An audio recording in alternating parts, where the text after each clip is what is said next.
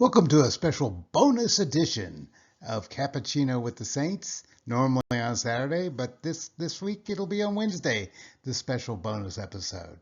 So I hope you enjoy.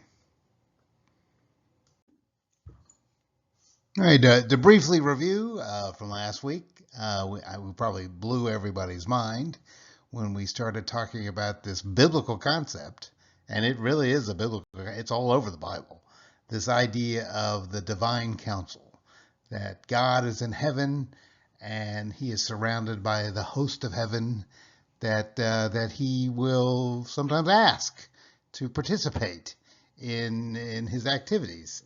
And that's what we started talking about last week. Most modern Christians don't think in these terms, but I think I made the case last week. This is definitely how the ancient writers and the ancient readers of the biblical text thought.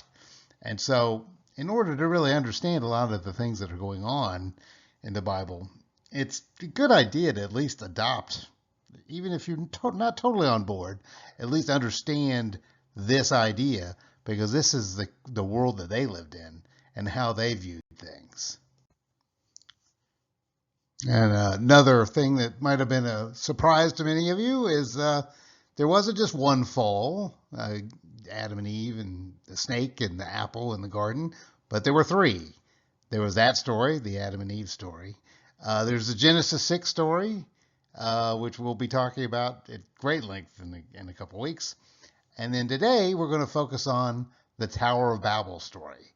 That it plays in to the reason that, frankly, there's so many religions in the world and so many gods of the nations that are rebelling against God. Well, where did all that come from? Where did all that start? It started as a combined human rebellion and spiritual rebellion going back to the Tower of Babel. So we're going to delve into the Tower of Babel next. If you're like me, and a lot of people like me probably, modern thinking Christians, you hadn't really thought about the Tower of Babel that much. In fact, the last time you probably thought about it was probably Vacation Bible School. That's when I first heard about the Tower of Babel, probably around 1973. Hadn't come up much since. I remember getting down on the ground and I think the Sunday school teacher had us build a little Tower of Babel, and she told the story of the tower and people, building it up to get close to God, and then God coming down and scattering all the people, and that's where all the languages came from. And even then, as a little kid, I thought, well, what is this all about? I mean, that seems like a little bit of an overreaction. I mean, I didn't get it, but it was kind of neat as a little kid back in the 1973 to build that tower, and that's frankly the last time we really talked about it. Well, there's more going on here than you think. So just to refresh everybody's memory, I'm going to read the story of the Tower of Babel from the book of Genesis. And here we go. Now the whole world had one language and a common speech. As people moved eastward, they found a plain in Shinar and settled there. They said to each other, "Come, let's make bricks and bake them thoroughly." They used brick instead of stone and tar for mortar. Then they said, "Come, let us build ourselves a city with a tower that reaches to the heavens, so that we may make a name for ourselves. Otherwise we will be scattered over the face of the whole earth." But the Lord came down to see the city and the tower and the people were building. And the Lord said, "If as one people speaking the same language, they have begun to do this, then nothing they plan to do will be impossible for them. Come, let us go down and confuse their language, so that they will not understand each other." So the Lord scattered them from there all over the earth, and they stopped building the city. That is why it is called Babel, because there the Lord confused the language of the whole world. From there the Lord scattered them over the face of the whole earth. Now, if you just hear that story straight out, just like I read it, you have to ask yourself, like, so what's the deal with this? Was God just not like skyscrapers? I mean, it seems like a tremendous overreaction to people building a big building. I mean, why has this so enraged God? Why has there been this huge reaction to this event? And I think a lot of people probably are confused by this story. Well, there's a reason that this is an important story in the Bible. It's also a reason that it's considered the third fall. And we're going to get into that over the next couple slides. First, it's good to remember something that's an image throughout the whole ancient world, not just the Bible, but this idea of mountains and mountaintops being the place where the human and the divine can meet. This is all over the place. Here's an example from a beautiful painting by Thomas Cole called The Garden of Eden from 1828. If you read the Garden of Eden story, it's clear that the Garden of Eden is on top of a mountain. So this is just one example of where God and man are coming together and they're meeting at the top of a mountain. Here's a still from Cecil B. DeMille's great The Ten Commandments. I bet there had been a Palm Sunday that has gone by since I was a little kid where I didn't watch the Ten Commandments. And one of the most striking images from the Ten Commandments is this image of Mount Sinai. Mount Sinai, you see it's there in the background, it's all red at top. That's where Moses will ascend to receive the Ten Commandments. That's where Moses originally went up and saw the burning bush. So yet another example of God and man meeting on top of a mountain. It isn't just the Bible that has this connotation. Throughout the ancient world, throughout the Middle East, throughout Greece and Europe, even as far away as China, this idea is baked into the human psyche that gods are to be encountered on tops of mountains. Here's a classic example from Greek mythology that eventually became Roman mythology, that the top of Mount Olympus is where Zeus and Hera and Juno and Apollo and all the rest, they're all living up there on the top of Mount Olympus. If you remember from a few weeks ago, about 11 weeks ago actually, when I did the special podcast about Joseph of Arimathea and the Transfiguration. Well, the Transfiguration took place on top of a mountain, Mount Hermon, and that's not an accident because Mount Hermon was central to the focus of the Canaanite religion. That was where their pantheon, El and Baal and the rest of the Canaanite gods, that was their Mount Olympus on top of Mount Hermon. This is a picture of it. This is the highest mountain in the Middle East, and it was considered a sacred site back in the ancient world. So understanding this connection between human beings interacting with divine beings on tops of mountain, maybe now the Tower of Babel has started to make more sense. Most scholars believe that the Tower of Babel was a ziggurat.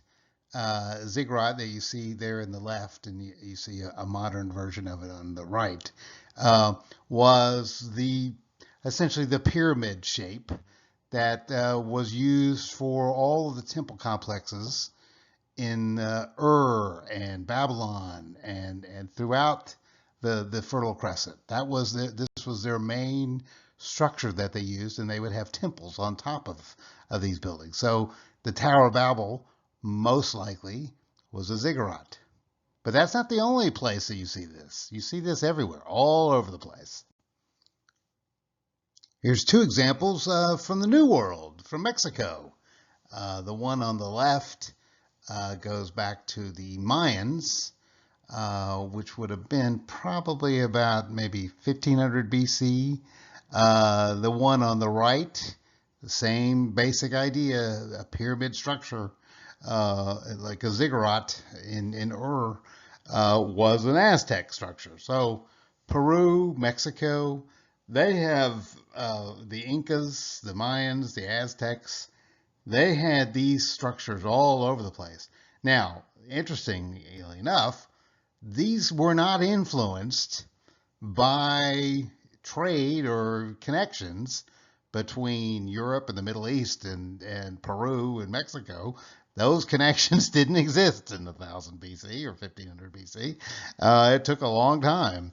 So this idea of human beings interacting with the divine on tops of mountains, and therefore, in order to create the opportunities to interact with divine beings, you build your own mountain. Uh, this is an idea that is hardwired into human beings all over the world, and they're everywhere. I mean, in the prior slide, I mentioned the fact that Peru has more pyramids, quote unquote, than Egypt. Think about that. Uh, but here's examples of this same basic structure, the same basic idea of building temples to worship God in the form of mountains from India that you see in the bottom left hand corner. Of course, the Great Pyramid of Giza in Egypt. I mean, that everybody knows that one. That's not an accident. And even China has pyramids that you see in the far right hand corner. So these pyramidical structures have been associated with interacting with the divine from the very earliest dawn of civilization everywhere, independently of one another, which is an interesting thing to think about and has led to endless bizarre speculations that you will see shortly. Now, I'm a child of the 70s, so people of my age and older will remember this. People younger than us will not remember this at all. And when I tell this, that this collectively seemed to sweep over the entire culture for about a period of 4 or 5 years, they'll think that I'm making it up. Well, it really happened. But there for a while, in the late 70s, maybe into the early 80s, there the whole world seemed to get pyramid fever. There were no end of books and documentaries about the power of pyramids and the power of channeling the secrets of the lost ages through this shape. I make a lot of book recommendations. None of these books I recommend, by the way, but I just am using them as an example that there were hundreds of these books written during this time that they recognized this phenomenon I'm talking about, how this pyramid shape shows up in all cultures all over the world, going back thousands and thousands of years, and people thought that you could use the shape to channel energy, spiritual energy, to channel electrical energy or some sort of psychic power. I mean, it really took the whole world by storm for a long time. Even my favorite show as a kid, In Search of, with Leonard Nimoy. I mean, I spent many an hour listening to Leonard Nimoy talk about weird subjects, Bigfoot, ghosts, the Shroud of Turin, that we'll talk about later, no doubt. But I remember he too got swept up into this idea. And I think I remember watching this episode about 1976, 1977. The little scarf that Leonard Nimoy has on his around his neck indicates this was a while ago. But it really took off as a cultural phenomenon, and then it died out, luckily. I mean, here's one of the more silly manifestations of this idea. But I remember watching some news show where they were going to one of these conventions, a psychic convention or whatnot, and people were wearing their pyramid hats to channel this power of the pyramid. So my point of all this is that it tells you that we have it in our DNA baked in that these pyramids have something to do with the divine, that these man-made mountains, even if they manifest themselves in these silly ways, like this guy wearing the pyramid hat. but we're all pointing back to something that is real, and it's part of this discussion of the Tower of Babel. So this tower that was built in Babel, which eventually became Babylon, it's essentially the same name. This was the foundation of Babylon, aka Babel. Uh, this was the precipitating event for this third rebellion. I think it's very interesting that the name Babylon, we associate Babylon. We have obviously very sinister connotation with Babylon because we coming at it from a Christian perspective, and we also have with Babel that's confused language. People are babbling or you can't understand them. But in Mesopotamian language at the time, Babylon meant gate of the gods. So that gives you a clue as to what was being attempted on these man-made cosmic mountains of ziggurats. You knew I couldn't keep away from maps, but so long, and we were overdue. Well, here's a great map, a map of ancient Sumeria. Now, I love it when you have stories in the Bible that match up pretty well with archaeological records and anthropological studies. And this one actually does, believe it or not, the Tower of Babel. Because the Tower of Babel story in the Bible is at the very beginning of human civilization. Essentially all human beings, okay, or all human beings that are civilized, are all congregated into one place, Babel, okay, under Nimrod, which we'll talk about shortly. Um, well, if you look at the Fertile Crescent, you remember this from college probably or high school, the Fertile Crescent, that place known now as Mesopotamia, or the land between the two rivers, the Tigris and the Euphrates, which you see here on this map. This was ancient Sumeria. This was the oldest place on Earth. This is where civilization formed. You see down at the bottom of your map the cities of and Uruk and Lagash. These were the first cities ever formed on Earth, was in this area.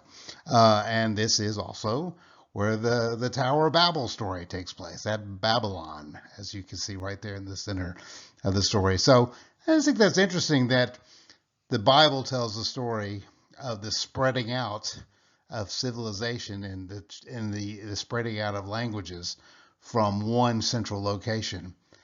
And archaeology and history and anthropology kind of tells the same story that all civilization formed in this area, the Fertile Crescent, and from there spread out across the earth. So just an interesting side note to think about. But the question still remains, okay, people in Babel are building a tower to get close to divine beings, or to get close to God, and God gets so outraged by this that he spreads them across the earth. It's still in our modern sensibilities, even if we accept the basic structure of that story. It just seems like maybe God needed to switch to decaf that day. It just seems a little bit high-handed. Well, it wasn't high-handed, and I think it's because we don't understand, which I'm sure the people of the ancient world and the people, the original hearers of this story from the Bible, would have implicitly understood that what went on in these temple complexes, it was not people singing Kumbaya and having chicken dinners. This was pretty terrible things that went on in these temple complexes. And they weren't building the tower to get close to God, Yahweh, the Almighty God. They were building this temple complex to get close to the other gods and to pull them down and to have them, basically do their will. That's what was behind a lot of this. And the things that went on in these temples, are quite shocking. This isn't going to show up in too many Bible studies, but it's something to think about as to what provoked this divine anger. One of the things that was incredibly common in the Babylonian world and in the Sumerian religion was for temple prostitution to be very commonly practiced. In fact, in Babylon, later on, the Greeks who were visiting the area remarked on the fact that every woman in Babylon, okay, had to serve time as a temple prostitute. So people would go to the temple, men would go to the temple and engage these temple prostitutes. Now that just sounds outlandish and crazy to us today, but that was part of the worship. It was a mixture of sex and religious rituals and whatnot that they melded all together. And so this was a very common practice. And believe it or not, it's still a common practice in lots of the world that even today.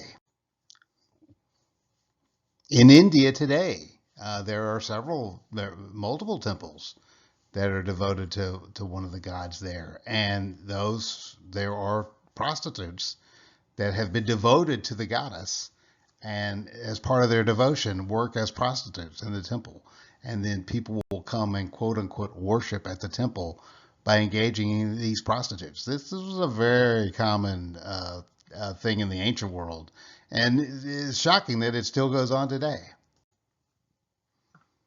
But why? What is this all about? What is the connection between the sex and religion in this ancient world? What was this? What was driving this? Well, I mean, there's no way to be polite about this.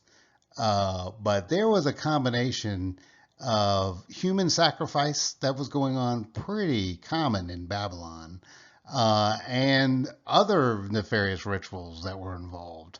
The children of some of these temple prostitutes, especially if they were girl children or in some way, had a deformity, would be sacrificed to the god there at the temple. That was part of the point of having the temple prostitutes in Babylon, is to create an unending stream of victims. And this idea of human sacrifice on top of man-made cosmic mountains it went on for a long time. The most notorious example that we have records of. I mean, it doesn't mean that other things similar to this didn't go on before that we just don't know about, but this one we do. Is when the Spanish were in the process of conquering the Aztecs. It's well documented that on top of a couple of those temple complexes in what's now Mexico City, Tenochtitlan, over a period of one day, 70,000 people were sacrificed to the Aztec gods, where their hearts would be ripped out and offered up to the gods. And they took place in the temple complexes on the top of these man-made structures that were meant to look like mountains. So there's a lot more sinister connotation to these mountains than you think. It's not just that God doesn't like skyscrapers. There were other things going on that provoked this divine reaction. And knowing this, and you can see references oblique sometimes, but they were only oblique because we don't get the reference. Like the ancient people would definitely get the reference. You see it all over the Bible. And here's an example. My church does a wonderful thing where, when the children on Sunday will get together and then they'll have, I think they call it godly play.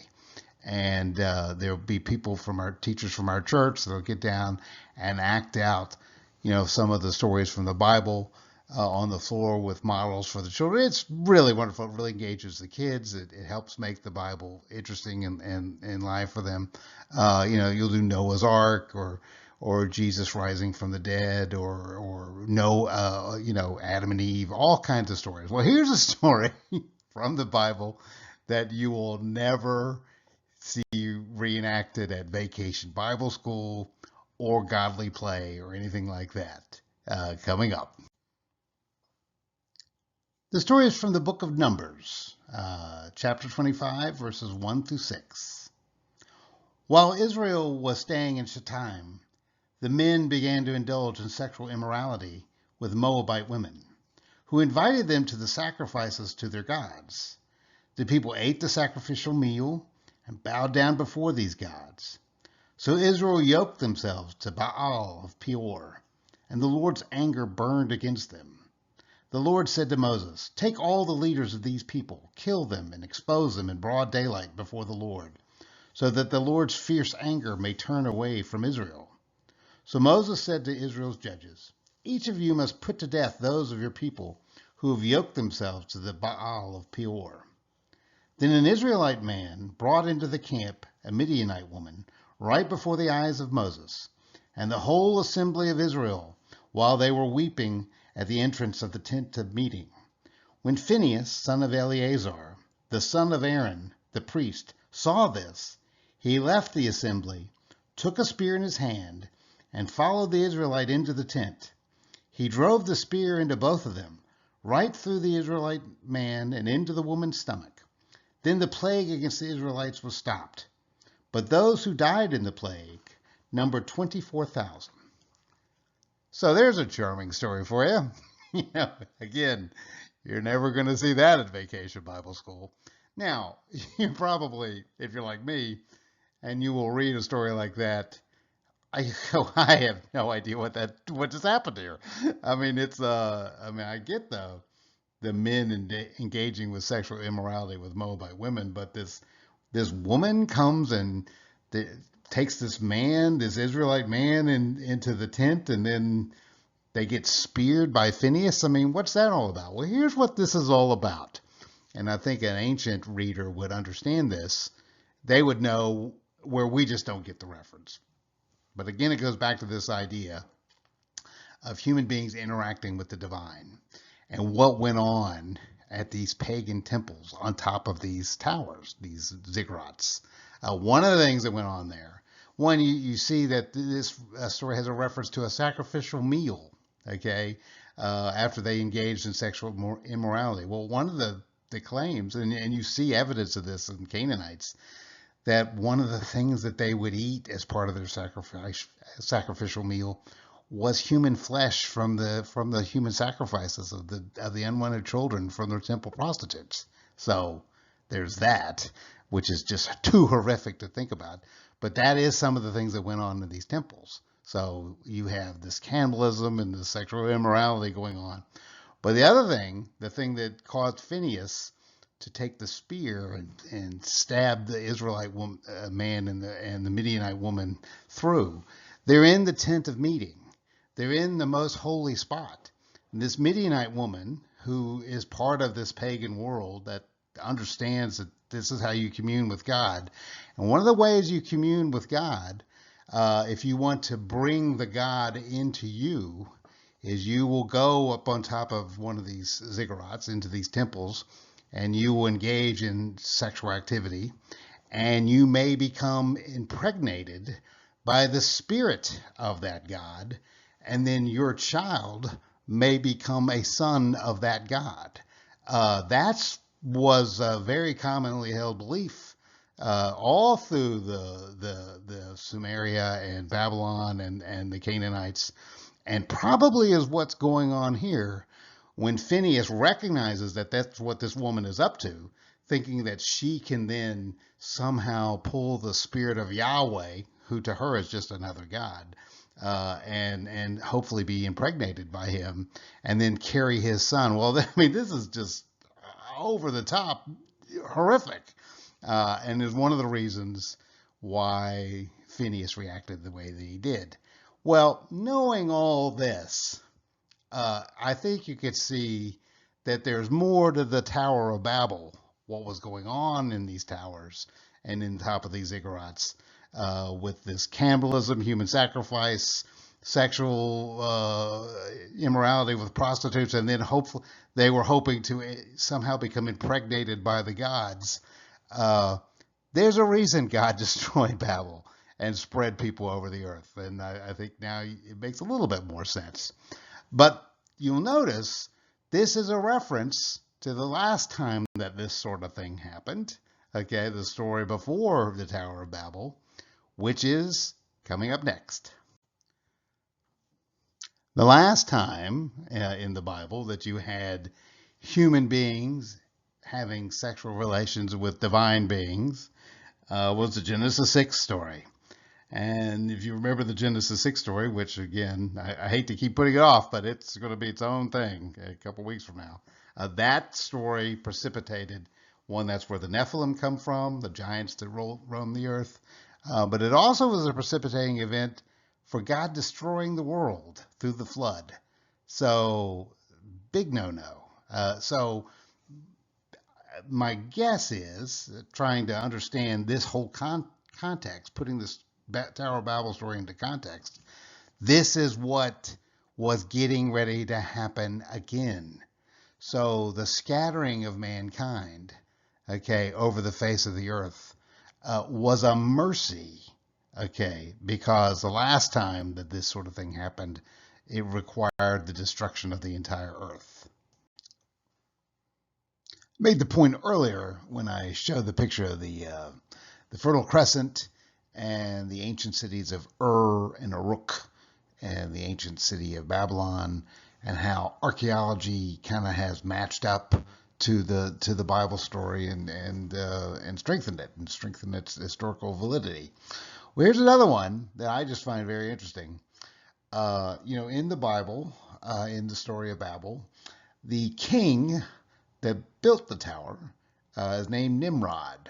I will say, Bugs Bunny ruined the word Nimrod for me, because that was something he always referred to as like a put down.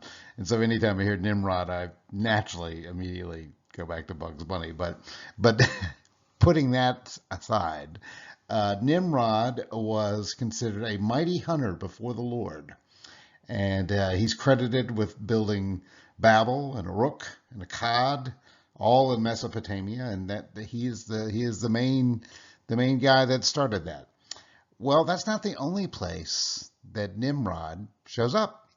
Actually, Nimrod, and most biblical scholars agree, is the same character as Gilgamesh. You've heard of the Epic of Gilgamesh, the Sumerian epic poem. Now, in the Bible, Nimrod is a bad guy, but in the Sumerian epic poem, the Epic of Gilgamesh, he's a hero. He's the good guy, but he's the same guy. He is the central figure in the Epic of Gilgamesh. He is the king of Uruk, famed for his strength and semi-divine origin and quest for immortality. So it's very interesting that these two characters from two different traditions, but they're basically referring to the same person. Harkening back to what I was talking about, what goes on at these temples. Nimrod is actually the fact that he's being referred to as a semi-divine individual in the Epic of Gilgamesh. Probably was, or at least this was the belief of the people, the way that if the king wanted to ensure his son was of divine nature, that he would take a consort, one of these sacred prostitutes, up to the top of these temples, engage in a ritual where they would call down the spirit of the god to indwell the king so that he could impregnate the prostitute, and if the prostitute became pregnant, and their child would be considered semi-divine. That's probably what was going on with the Epic of Gilgamesh. That's also, again, it harkens back to the Genesis 6 story. I think that's what's driving a lot of that. So I know it's hard for us modern people to get our head around this.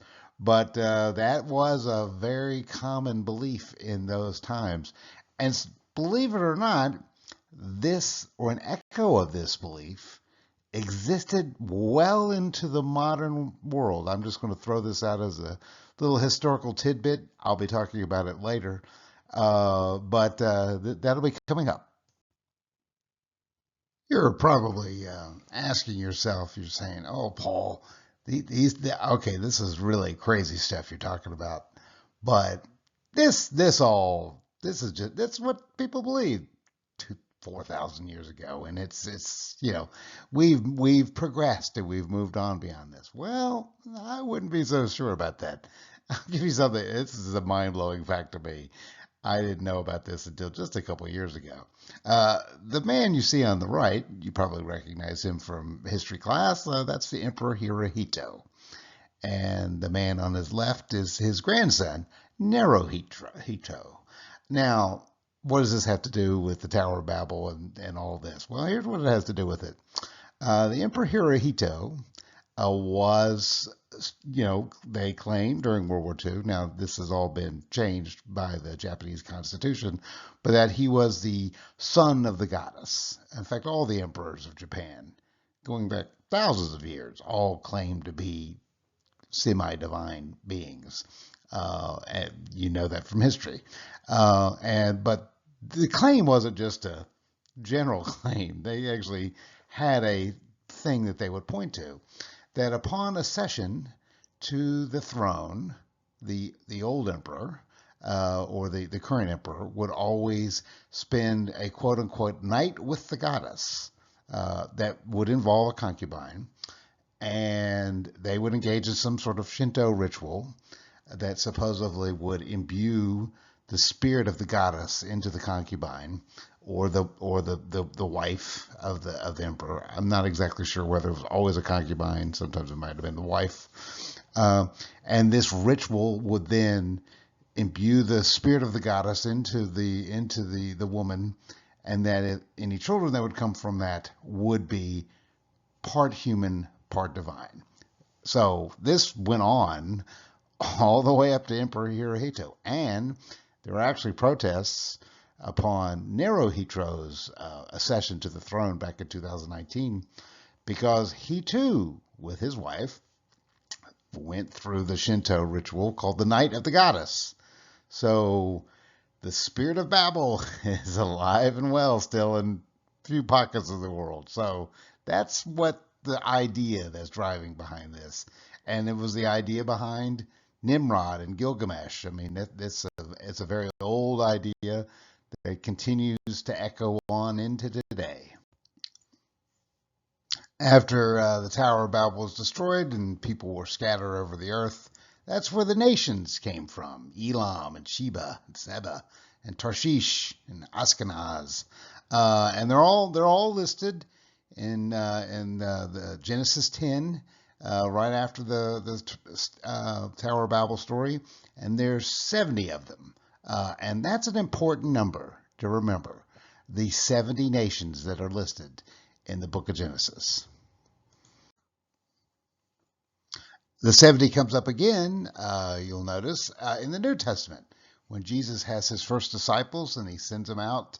Now, some texts say 72, some say 70, but if they say 72, they say 72 in the Old Testament too. So I'm just going to go with 70. But Jesus chose 70 disciples and sent them out, in pairs to preach the gospel. That number is not an accident, because it relates to what God did after he spread out the people and into these 70 different nations. He did something very important, which relates to how this is a combined human and spiritual rebellion. When God spread out mankind into these 70 different nations, he then assigned members of his divine council, the sons of God, to be overseers of each one of these nations. Each one of these nations would have a divine being, one of the divine council that would be guiding it. We know of one that was a good one that didn't fall. That Saint Michael that we talked about a couple weeks ago. Saint Michael is considered the divine being that's in charge of, or that was the protector of Israel. And all these individual nations were then assigned these members of the divine council to be the ones to watch over them, to administer them. That was part of God's plan, and you'll see this referenced somewhere else in the Bible as well. In Book of Deuteronomy, chapter 32, verses 8 and 9, Moses makes reference to this assigning of the nations to these members of the divine council, and how these members of the divine council then rebel and begin to accept worship from the people that they're supposed to be overseeing. And here's the passage. Remember the days of old. Consider the years of all generations. Ask your father, and he will inform you, your elders, and they will tell you. When the Most High, Yahweh, allotted the nations and set the divisions for the sons of humanity, he fixed the territories of peoples according to the numbers of the sons of God, sons of Elohim. For Yahweh's portion is his people. Jacob is his own allotment. So what this is saying, a clear reading of this, is all these individual nations, Greece and Persia and Babylon and Egypt, they were assigned to the members of the divine council. But Yahweh, the Most High God, was going to take his own people from Abraham, which the very next story in Genesis is the calling of Abraham. So you can see this happening. Now, these other members of the divine council that we've been talking about, they rebelled, or many of them rebelled, and began to accept worship from their charges as being the Most High. And that's how the Tower of Babel is both a human rebellion and a spiritual rebellion at the same time. Even as a little kid, I was always very interested in pagan mythology. I loved all those stories of Hercules and Apollo and Aphrodite and Mars, and I mean, I couldn't get enough of them. I loved one of the first quote unquote serious books I ever bought was Edith Hamilton's The Greek Way, talking about the old pagan myths. And I will say, any really understanding, if you're interested in artwork or just the way the classical world worked, even up into the Renaissance, people were very familiar with these stories. And in order to understand a lot of times what people are talking about when they make references to these ancient pagan myths that sometimes are largely forgotten today. But here's the thing that I just find incredibly interesting, is that there are shocking parallels, too shocking and too closely related to be an accident, between a lot of the stories in the ancient pagan myths and the stories in the Bible. They actually are the same story. They're just told from two different perspectives. And you see repeated evidence of this all throughout the Near East, the Greeks, the Egyptians, the Canaanite religions, the Babylonian religions, the Persian religions. I mean, it is just the same stories over and over and over, just told from the other side. But this idea of a quote unquote God, lowercase g, rebelling against the creator God and declaring himself the king of the gods is a repeating story that you'll see all the time throughout pagan mythology. And it largely matches up to what Moses was writing about in the book of Deuteronomy, the rebellion of these fallen members of the divine council. You remember this guy, Baghdad Bob? He is the poster child for PR under the most dire circumstances imaginable. I mean, you got to give him credit. I mean, he was on the wrong side, obviously, but he did, his ability to put the best spin on a terrible situation was impressive, to say the least. And I think there's a lot of Baghdad Bob spirit infused in some of these pagan mythology because they really are. It's almost like if the same stories were told from the Bible, but from the devil's perspective, uh, they would be a lot of the pagan myths that we all remember as children. I have a bunch of examples I'm getting ready to show you, but you'll be very interested to see the pattern. We'll start with the Greeks. And it's really interesting. Now, most educated people know Zeus and they're vaguely familiar with the Greek pantheon. But what they forget, or they just don't remember, is that Zeus, or the Roman version Jupiter, was not the creator god. The Greeks didn't assume that he was. In fact, he was the grandson of the creator god. So he was the third generation of divine beings. Zeus was the son of Cronus, and Kronos was a Titan, the second generation of gods, and Cronus was the son of Uranus and Gaia, who were the creator god and goddesses. Uh, Cronus, Zeus's father, overthrew Uranus by castrating him with a sickle, fulfilling Gaia's vengeance and becoming ruler of the cosmos. Kronos was warned by Gaia, his mother, that one of his own children would overthrow him, just as he had done to his father. To prevent this, Cronus swallowed each of his children, Hestia, Demeter, Hera, Hades, Poseidon, immediately after birth. But Zeus was hidden by his mother as a trick, and she gave Cronus a stone to swallow instead of swallowing Zeus. And then Zeus came back and overthrew his father. So this is an interesting story of a divine rebellion and the rebellious leaders becoming quote unquote the king of the gods. Just keep that in mind as we go forward because you're going to see that pattern repeat over and over and over. If you remember when I was talking about the term Elohim and the fact that the Canaanites' word for the God, the creator God, was El, the statue you see in the middle. But they didn't worship El. Okay, they worshipped Baal or Baal, as we refer to, the Son of God.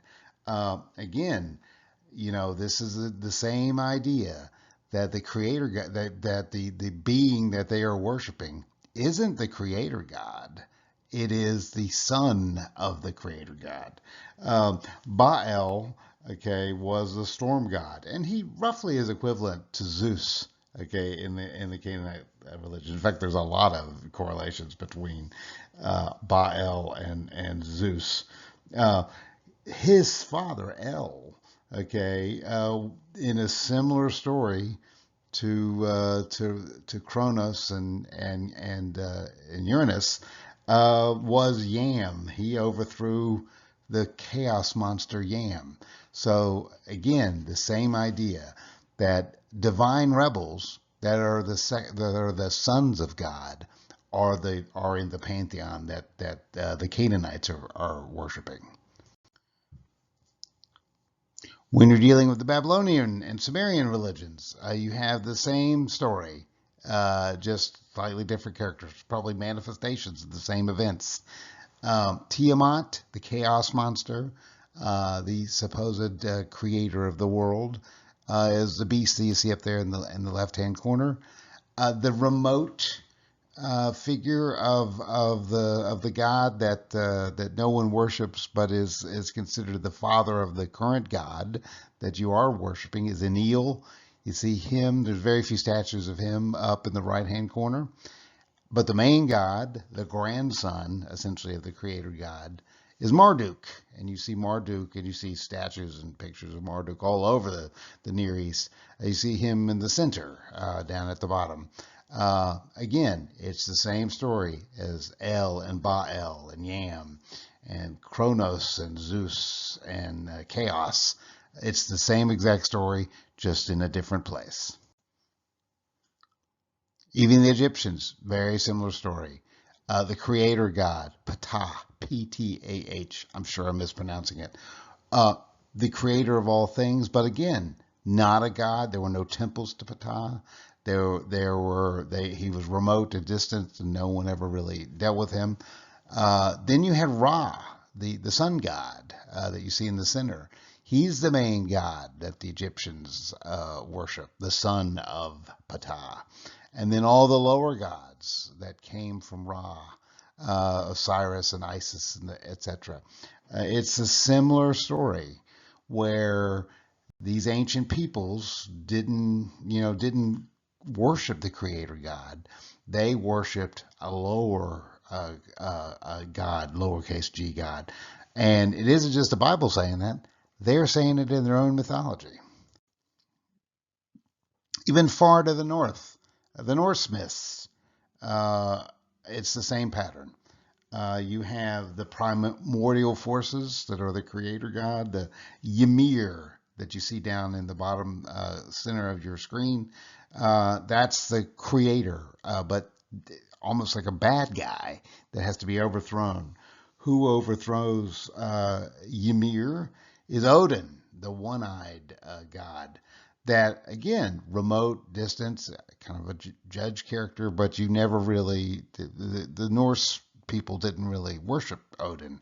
Who they worshipped primarily is Thor, that you see in the right hand corner, the thunder god, similar to Baal, okay, similar to Zeus, similar to Ra. I mean, so this is a repeating pattern that you see. It's like a superstructure that's been laid over all the ancient pagan world, that they all have the same pattern that also kind of matches up to the Tower of Babel story and the scattering of the peoples and being assigned to these lower beings that then rebel. It's the same story over and over and over. I mean, I point this out about the Norse mythology as well, and it's really shocking how similar to the other Greek and Roman and even Hebrew texts they are, that there would not have been a lot of interaction between the people of the North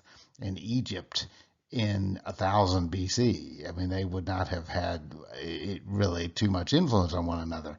So, but somewhere in deep in all these cultures' minds, there's a central story, and the central story of a creator God that has sons, okay, that then are the gods of the nations and that rebel against their father. That is the central story of all these myths. And it is amazing how closely that matches up to the stories that are told in the Bible. Continuing on our theme of how the pagan world inadvertently sometimes justifies a biblical worldview, sometimes with terrible consequences. Here's one that I can point to that happened on a specific date. February 23rd, the year 303. The Roman Emperor Diocletian that you see on the right. He was the emperor at the time. I've talked about him, I think, before. But he was also the emperor that was involved in the last greatest persecution of the church. And the story goes that all emperors would always consult the Oracle of Delphi. I mean, they were the rock stars of the ancient world, and any Roman emperor worth his salt would always want to make sure that they consulted the Oracle of Delphi. But the emperor got word that a message had come to the Oracle of Delphi that was urgent that the emperor hear. And the message came that the old gods are dying. And the reason that they're dying is that this new group of Christians, okay, have caused the sacrifices to the gods to dry up, and that if this is not stopped, Rome will fall. Well, Diocletian took that to heart, and almost immediately, that is what began the Great Persecution. So, an actual event okay, relating to the pagan world, these fallen entities, trying to get a message to the Emperor Diocletian, actually did have a real world consequence, and that was the Great Persecution. I mean, when we do our saints every week, and a lot of times we do martyrs, and a great many of the martyrs that we talk about throughout the year came during this greatest persecution of Diocletian. I mean, so there was an actual event, okay, that precipitated this. That this message that came from the Oracle of Delphi. To put an end to that story, about 100 years after this happened, during the reign of Theodosius I, he was the Roman Empire was completely Christian at this point. Uh, the last message from the Oracle of Delphi was recorded, and here's what it said. And I just find this interesting. Tell the king the fair wrought hall has fallen. Apollo no longer has his house. The voice is stilled.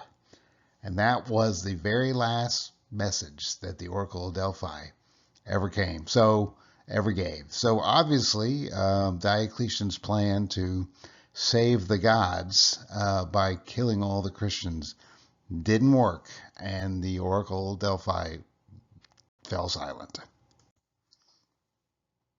And while we're talking about documented events from the pagan world that kind of match onto this biblical worldview and kind of prove Christianity true, and also prove that the gods, quote unquote, are dying because of this Christian movement, or Christ coming into the world.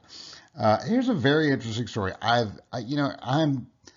admit, this kind of thing just pushes all my buttons. So I love hearing about these things. Maybe it's too obscure and weird to register with a lot of people, but I just think it's a compelling story. That during the reign of the Emperor Tiberius, okay, who reigned from 14 AD to 37 AD, that he was the emperor on the throne when Christ was crucified and rose from the dead. Um, in I think the 13th year of his reign, right around the year 30 AD. So it's important. This is a very very important date. A very mysterious event occurred. Okay, that was reported to the emperor that a sailor named Thamus, who was en route to Italy by way of the island of Paxi, heard a mysterious voice call out of the sea, and the voice said that the Pan, the great god Pan, is dead. And the sailor took this as a terrible omen. You know, the god Pan is dead. What does this mean? And this report made it all the way up to the emperor. And the emperor, like any good administrator, as he formed a little committee to go investigate this, and it was reported and written about. And there's documented evidence of where this was greatly troubling to the emperor. What does it mean that one of the gods that are the immortals is dead? And he took this. This greatly concerned him because Tiberius was thoroughly pagan. Now, here's the interesting thing to think about. This voice comes out of the sea in the year 30 AD, saying that the great god Pan is dead. Well, what else was happening in 30 AD? What was happening is Jesus was crucified and rose from the dead, and therefore declaring that all the world, okay, belongs to him, and that would probably precipitate the great god Pan being thrown down from his throne. Make of that story what you will. But I find it interesting that the sources that reported this was during the reign of the Emperor Tiberius. Um, they didn't know who Jesus was. They didn't know anything about Christianity. That was years later before it made its way to Rome. And This story took, later on when Christians, came to prominence, and they found this story in the old archives. They obviously saw the connection. Eusebius, writing from a Christian perspective, interpreted the death of Pan as the symbolic end of paganism and the coming of Christ, and he was citing Psalm 96:5. So the Christians saw the significance. Tiberius and the Romans saw the significance too, but they didn't know that it had anything to do with Jesus because they didn't know who Jesus was yet, because this was something that was happening in the far ends of the empire. I just throw that out as just a little added icing to this cake that we're building. One of the interesting things to consider is that the Romans and the Greeks and their relationship with the Jews and the temple in Jerusalem. I mean, the temple of Jerusalem was an impressive building, and it was well known throughout the ancient world, and was considered by quite a few people, quite a few pagans, that the God of the Jews. Now they thought they were strange that they didn't have a pantheon, they didn't worship the other gods, but many of them recognized that they did worship the Creator God that could not have an image, and that worship that took place in the temple. I just found that interesting. I didn't realize that until just a couple years ago when I was reading some articles about it. But even the Romans and the Greeks, they recognized that they didn't believe that the God of the Jews didn't exist. They just thought that the Jews were kind of stingy, that they didn't worship any other God.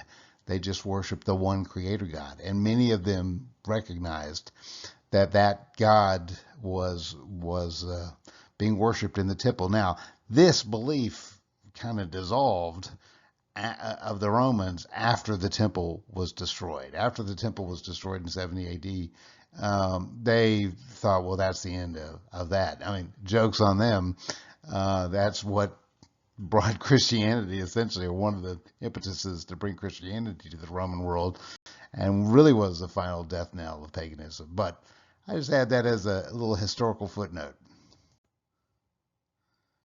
As we finish up today talking about the Divine Council and the fallen members of the Divine Council and adopting that worldview, at least when you read the Bible, I'm not asking you to accept all this wholeheartedly, but at least if you read the Bible through that lens, things will make sense. And this is one that makes a lot more sense when you read it, the 10 plagues of Egypt. We know, if you've seen the movie The Ten Commandments, you know all about them. But what you don't realize is that they were a judgment not just on Pharaoh and the Egyptians, but they were a judgment on the Egyptian gods, these fallen members of the Divine Council. And each plague specifically was a judgment on a specific Egyptian god. The Nile turning to blood, the first plague, that was a plague on the god Hapi, Hapi, who was god of the Nile, a major Egyptian god. The plague of frogs, that was a judgment on the goddess Hecate, who you see with here on the left with the frog head. The plague of lice, which to me is the worst one because I just get all itchy just thinking about it. That was a plague on the Egyptian god Geb, who was the god of earth and dirt. The plague of flies, that was a judgment on the god Khepri, the fly-headed god. The judgment, the plague on cattle, the death of cattle and livestock, that was a plague on the goddess Hathor, who is usually portrayed with a cow head. But there's some more interesting things about Hathor and how she relates, like all these gods and goddesses relate, to different manifestations of different cultures. I'll give you an example coming up. In several of Homer's poems, he will refer to Hera as cow-eyed Hera. Now, I mean, it's an interesting way of putting this, and it kind of, I think, harkens back to a more ancient view of Hera. By the time of Homer's time, the Greek pagan mythology, all the gods and goddesses had assumed or were depicted in human form. But now the Egyptians always display their gods in a hybrid form. You know, you might have Hathor with the head of a cow, or one of the birds one of the gods had the head of a bird. Ra, for example, has the head of a hawk. Horus, another head of the hawk. So that was pretty common in Egyptian religion. By the Greeks, they had completely anthropomorphized their gods and goddesses. But I think a lot of times they're actually referring to the quote unquote same entities.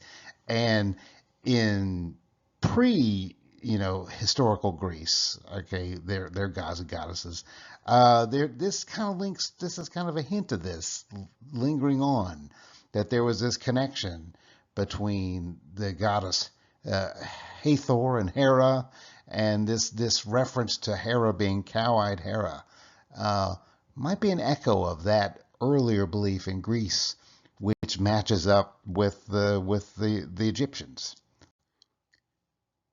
Continuing on our plagues, the plague of boils and sores, which is an attack on beauty, was an attack on the goddess Isis, who was the Egyptian goddess of beauty. And just like Hera has this tenuous connection to Hathor, cow-eyed Hera, Isis is similarly matched up with Aphrodite, the Greek goddess of love and beauty. So again, it's a very strong echo throughout all these pagan religions. The plague of fire and hail from the sky is a plague on Nut, the Egyptian goddess of the sky. You don't find a lot of depictions of her. Definitely not a statue, but you'll see sometimes she'll be depicted in art or paintings. She's on the right, and she's arching her back like a weird yoga pose, and her body, according to Egyptian mythology, is the sky. So she's a pretty major goddess in the Egyptian pantheon, and the plague of fire and hail coming from the sky was a plague saying that she's not the god or goddess of the sky, but Yahweh is. The plague of locusts is a plague on Seth, the god of chaos. He's depicted usually with a jackal head, but he was always associated in Egypt with chaos and a lot of times with locusts. And so when you had the plague of locusts, this was a plague on him. The plague of darkness is a plague or a judgment on the god Ra, who was the king of the Egyptian gods and the sun god. So if the sun goes dark, obviously Ra has been overthrown, and this is a plague on him. But there's another connection between Ra and the other gods that we've talked about. Ra is essentially the same character as the sun god or the king of the gods as Zeus. Okay, Zeus with his thunderbolt as the king of the gods. And as a thunderbolt and as king of the gods, he's essentially the same as the Canaanite god Baal or Baal. Uh, and all those gods, Baal especially, but especially that they're all essentially referring to the same divine being, are all essentially our equivalent of the devil. So puts a different perspective on it. It does give certain credence to this when in the Book of Revelation, and the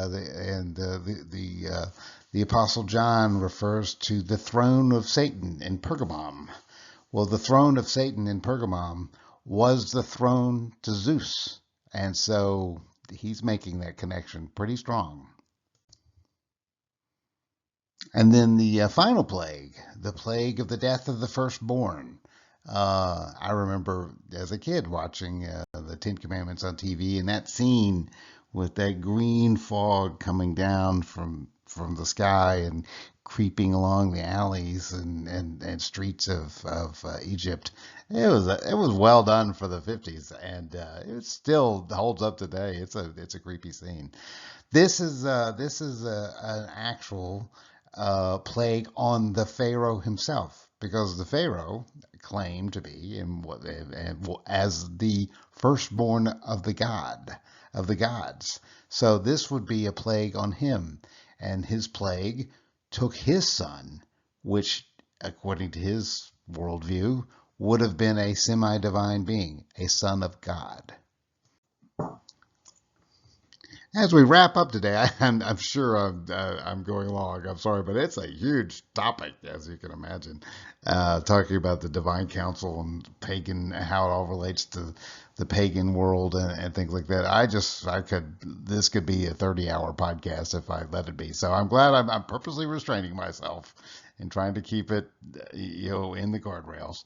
Uh, but one of the things I think is very important for us as modern readers of the Bible to understand, because we lose it a lot of times, is the importance of geography in the Israelite understanding of the way the world was. They put great stock in land and the difference between a holy land and a non-holy land, or a sacred land or a sacred space and a non-sacred space.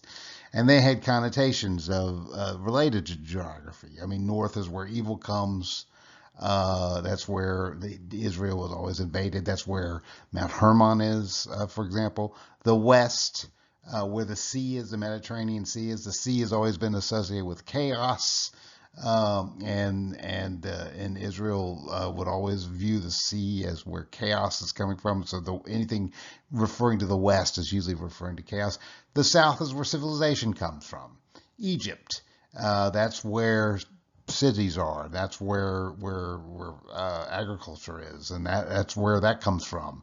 And then the east is where the Garden of Eden is, and that actually would be where civilization formed east of Israel in the Fertile Crescent. So it's also where God and Eden dwell, in the east. So understanding their understanding of geography and how it relates to their worldview, I think, is important and helps make a lot of passages in the Bible make sense. And it wasn't just geography. They had a whole, ideology around sacred spaces.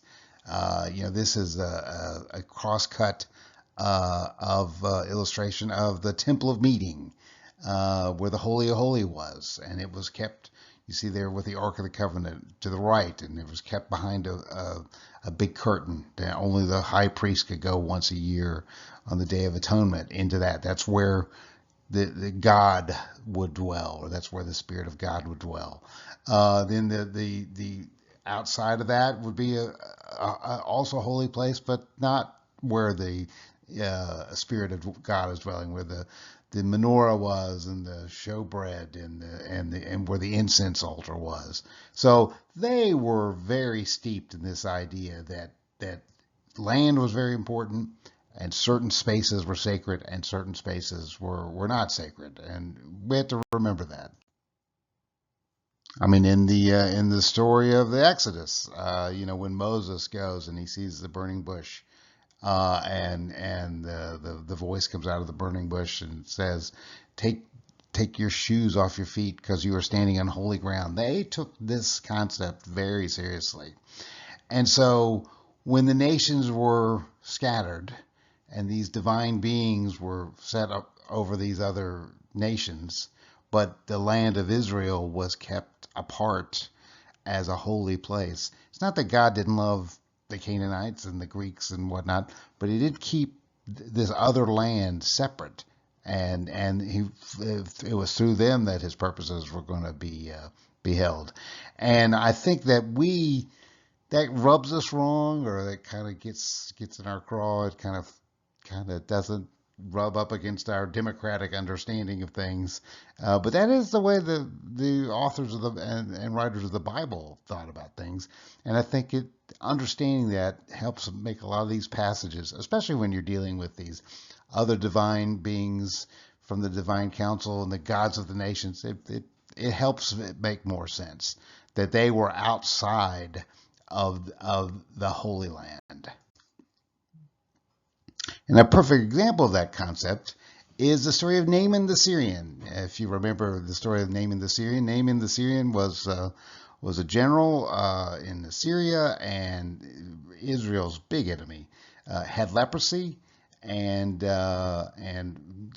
it's incurable. And then he has a Jewish slave girl in his house who says to go and talk to the prophet in Israel, and he does, and Naaman does, and the prophet says, bathe 3 times in the river and you'll be healed. And he doesn't want to do it, and his friends say, Naaman, if he had said to do something crazy, you would have done it. Just go ahead and do it and see what happens. Where can it hurt? So Naaman does. He's cured of leprosy, and when this happens, Naaman realizes that the God of the prophet, okay, is the God, okay? And so the point of this story, the reason I'm telling the story is about this idea of sacred geography. So what does Naaman do? Naaman takes back, he asks for some dirt that he can take back to Syria with him so that he can use on that dirt, that's how he can worship Yahweh. Because he recognizes, just like there was a common belief at that time, that, God or the gods, if he's in Syria, the Syrian gods are in charge. But he wants to worship Yahweh or the God, so he's got to bring part of that Holy Land back with him in order to do it. And just to give you an example of this idea that's pervasive throughout the whole Old Testament. This idea of Holy Land, sacred space, sacred geography. It's infused all throughout the Bible, and it's part of this story of the gods of the nations. One of the places that the Apostle Paul was heading to before he was, martyred in Rome was Spain or Tarshish. And the reason he was heading to Spain or Tarshish is that's one of the 70 nations. Okay, and I think Paul believed that his job was to spread the gospel and reclaim all the 70 nations from these lesser beings, these lesser spiritual beings. And so Tarshish was on his bucket list to go to, and that's where he was heading when he was martyred in Rome. If you've been with this podcast for a little while, you probably have already figured this out. Not only am I a big fan of weird history facts and odd subjects and maps, I usually have a map about every 10 minutes, but I also am a big fan of art. And I love art history. And one of my favorite artists is Gustave Doré. And he painted this wonderful painting. It's so big. I mean, it's an enormous painting. I'm showing it in its full glory here. But there's a lot going on in this painting, and I'm going to show like close-ups of it over the next couple slides. But the reason I'm showing this painting, and I think it's probably a good time to talk about this, is how do we okay, we've been talking about divine beings and the divine council and the gods of the nations and all that, and trying to understand how biblical people understood the world and to see the world through their worldview in order to understand the Bible, and that's great. But how do we process this? Okay, what do we make of this? I mean, is it just kind of all mythological and therefore important to understand that biblical people thought this, or what is there? Is there a reality to this? Now, I think most modern people, it's so far beyond their understanding of the way reality is to even consider this that they just would just not even think about it. But this painting from 1868, I think, expresses this idea, this ancient biblical idea, from a relatively modern person, Gustave Doré, in this painting, "The Triumph of Christianity Over Paganism" from 1868. And in this painting, you can see up at the top of the painting, Christ coming in all of his glory, surrounded by the host of heaven. And down at the bottom of the painting, you see all the gods of the nations being thrown down and being destroyed and conquered. And in the center of the painting, right under Jesus, you see an angel with his wings and his sword. That's Saint Michael that started this whole process. So Gustave Doré is just in a beautiful piece of artwork, showing what the Christian understanding for most of Christian history, all through, all the apostles definitely believed this, all through the Middle Ages up until the Enlightenment, that this is the way the world worked. In Dante's Inferno, for example, when Virgil is leading Dante through the Inferno, and they're amongst the individual people that are suffering in hell at the various levels. You also have some of the gods of the nations, Zeus and Aphrodite and Pluto. They're all there also.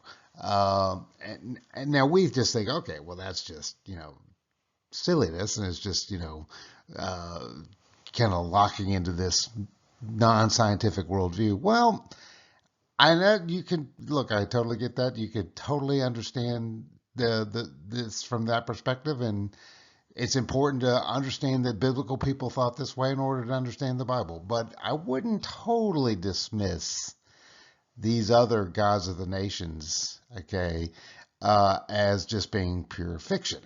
I mean, for one thing, just to play a little thought experiment, when people were sacrificing to Ra or Baal or Zeus, okay, in these other cultures, it's rather arrogant of us to assume that that was all just air, that they were just there was nothing, there was no spiritual reality behind those things.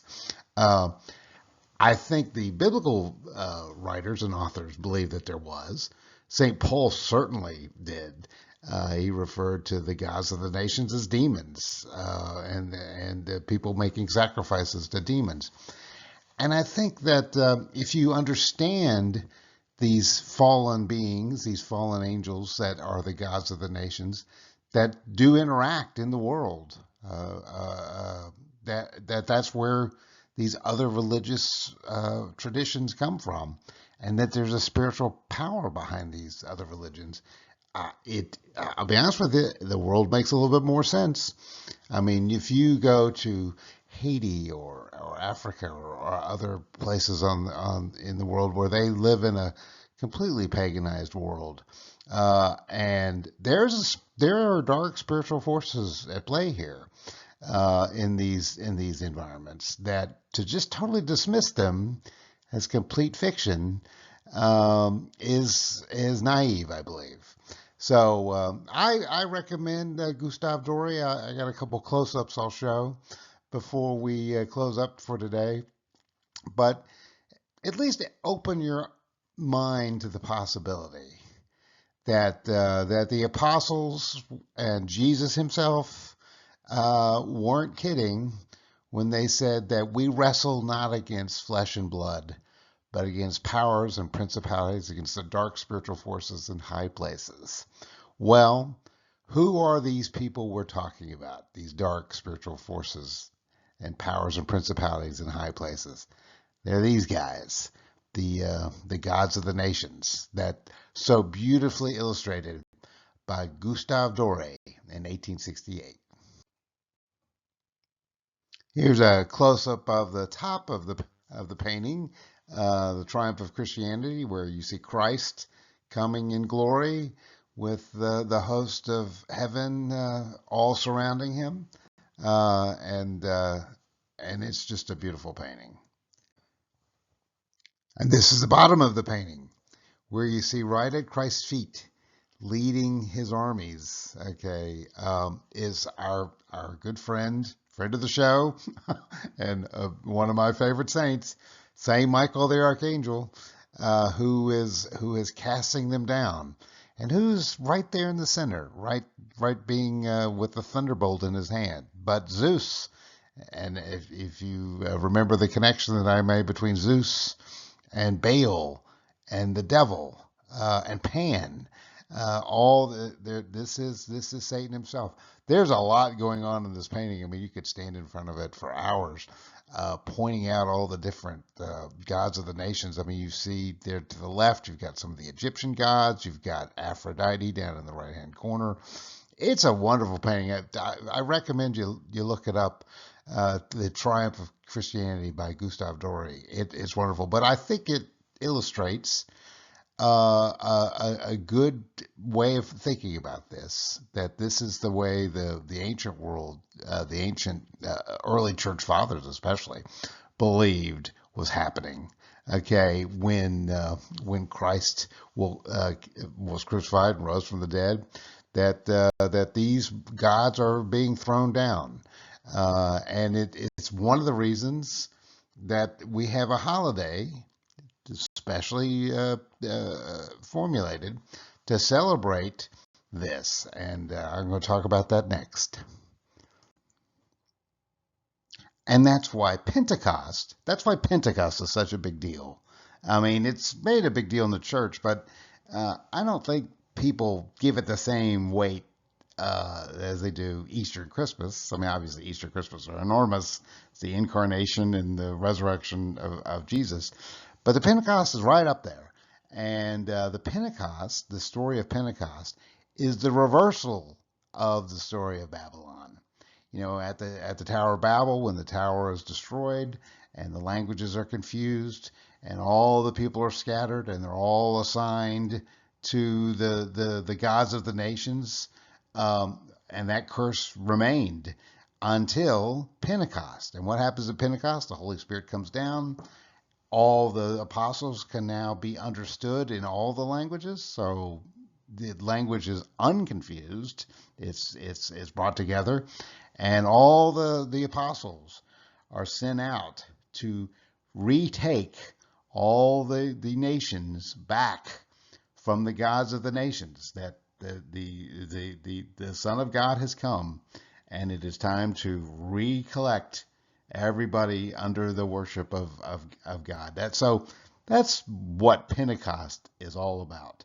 We'll wrap this up today. I'm sorry, I know this went long, but there's just so much material to cover, and we got a lot more material to come. This is such a big subject with divine beings. So I hope you enjoyed your second cup. I'm sorry I went long, but you can always break it up into two sittings. And I look forward to seeing you next week. Goodbye. Thank you for spending your Saturday morning with us. Next week, we'll be exploring yet another hero from our Christian past. So be sure to tune in. Until then, keep your faith warm, your cappuccino hot and frothy, and have a great week. See you next week for another Saturday Cappuccino with the Saints.